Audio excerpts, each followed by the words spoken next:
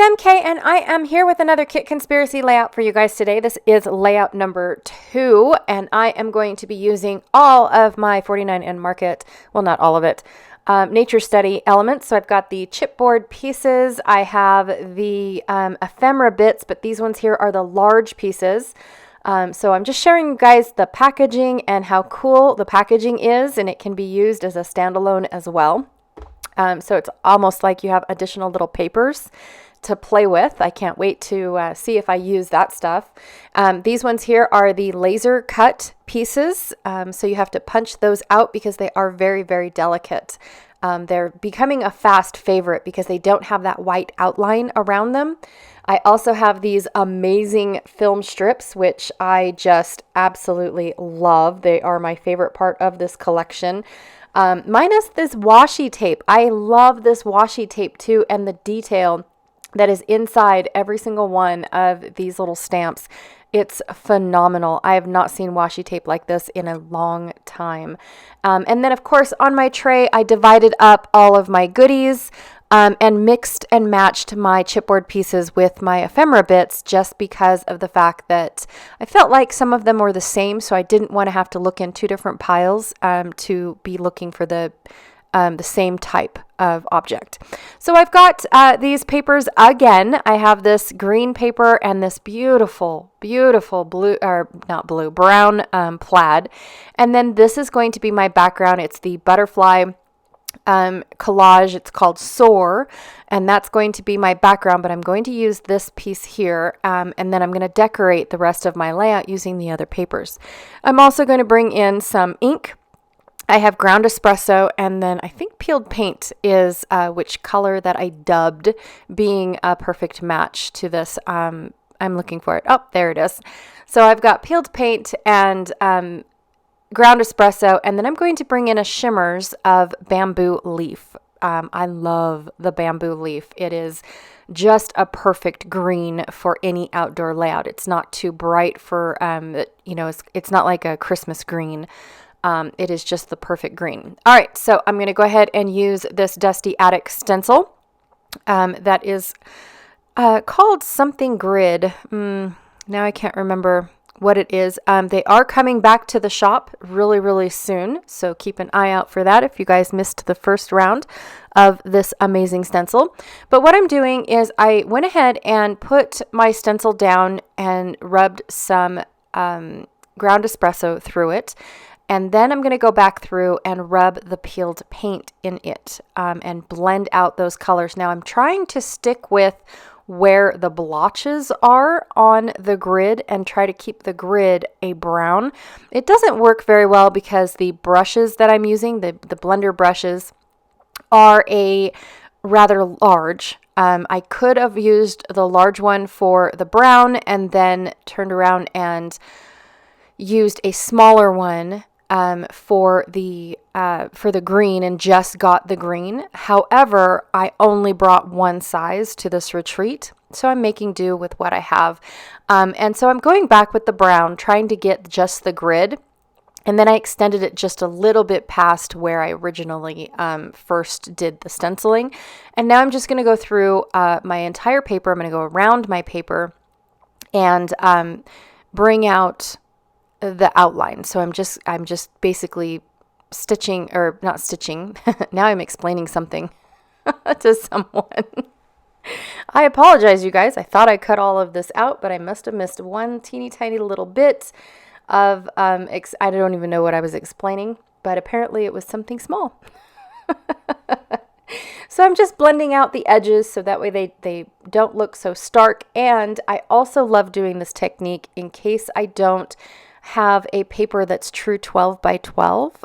Sometimes when I cut down a piece of paper or I cut the branding strip off, it ends up being just a hair smaller than a 12 by 12, or it ends up being a hair longer than a 12 by 12 because I went straight up to the branding strip. Now, when I do that, I try to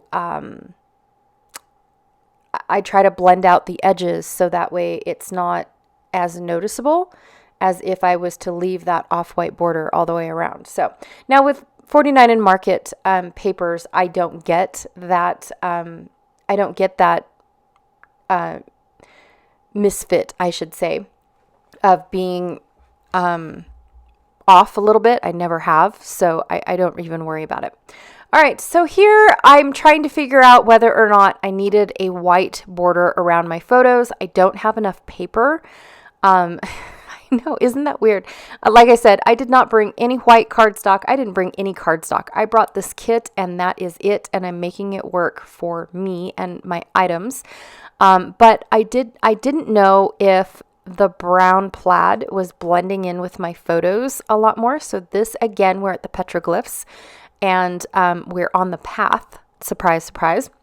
We're on the path that takes you around, and it's really cool because the paths are lined with rock, and then when you get to a real distinct petroglyph, it actually is numbered, but it doesn't tell you where it is, so you can't really find it. You have to actually look at the rock and determine with your interpretation of where the petroglyph is and what it looks like, and basically it's a Rorschach test that you get to be the judge, right? Some of them are very distinct. Some of them, are like a spider or a swirl or something specific. But others, it almost looks like writing, a unique runic writing. It's really, really cool.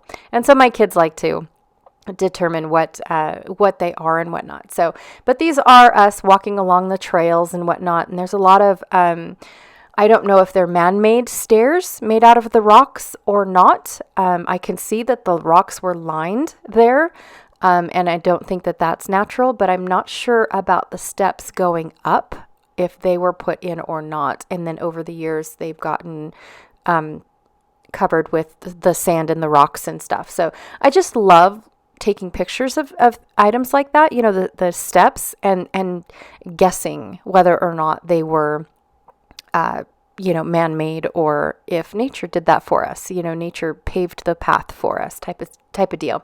All right. So I have picked out a ton of stuff. Like I said, I took my stamps and put them off on a cardstock, a white cardstock, and then cut them out. And then I ink the edges. That way the